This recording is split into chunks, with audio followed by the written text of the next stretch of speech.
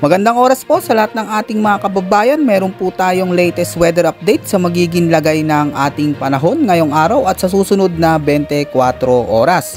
Ano nga ba ang inaasahan natin magiging panahon ngayong araw mga kababayan, at may namomonitor na nga ba tayong pamumuo ng sama ng panahon o bagyo na paparating at posibleng pumasok sa loob ng ating Philippine Area of Responsibility sa mga susunod na araw?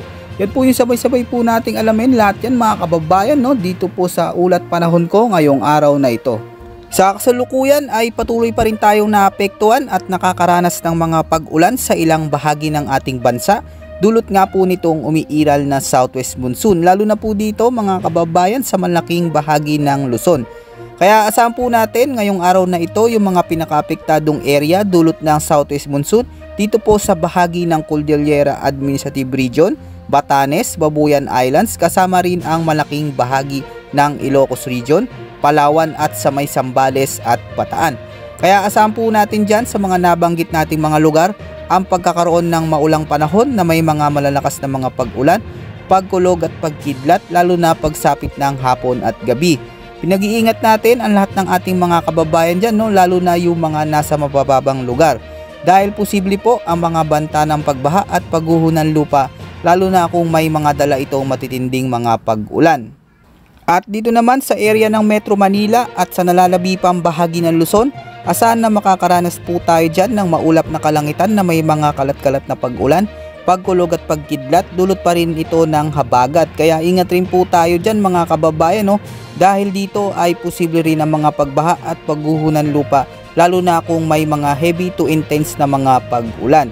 Samantala dito naman po sa area ng Soc-Sargent, Zamboanga Peninsula, Davao Occidental, kasama rin ang Davao Oriental at Davao del Sur, asahan po natin sa hapon ang cloudy to cloudy skies, pero pagdating ng gabi ay magiging maulan na po na may mga katamtaman hanggang sa malalakas na mga pag-ulan na po ito, dulot ng umiiral na Intertropical Convergence Zone.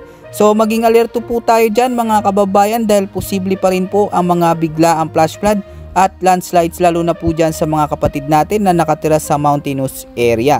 At sa natitirang bahagi ng ating bansa mga kabayan ay localized thunderstorm naman ang nakakaapekto. Kaya asahan po natin na magiging maulan rin po ang panahon, lalo na sa hapon.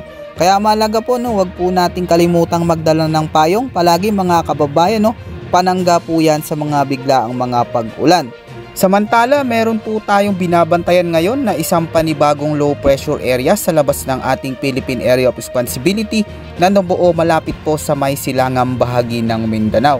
At base sa pinapakita ng ating weather models ay asahan po natin mga kababayan na posible itong pumasok ngayong araw sa loob po ng ating par, at inaasahan na patuloy itong kikilos papalapit dyan po sa silangang bahagi ng Luzon.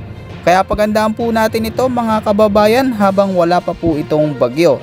Sa ngayon ay patuloy natin itong minomonitor at binabantayan yung magiging track po nito mga kabayan, dahil posibleng lumakas ito bilang isang ganap na bagyo sa mga susunod na araw. Dahil sa through ng low pressure area, asahan po natin ang pagkakaroon ng maulang panahon at maulap na kalangitan na may katamtaman hanggang sa malalakas na mga pag-ulan na may pagkulog at pagkidlat dyan po sa may area ng Surigao del Norte, malaking bahagi ng Eastern Visayas at sa may Dinagat Islands.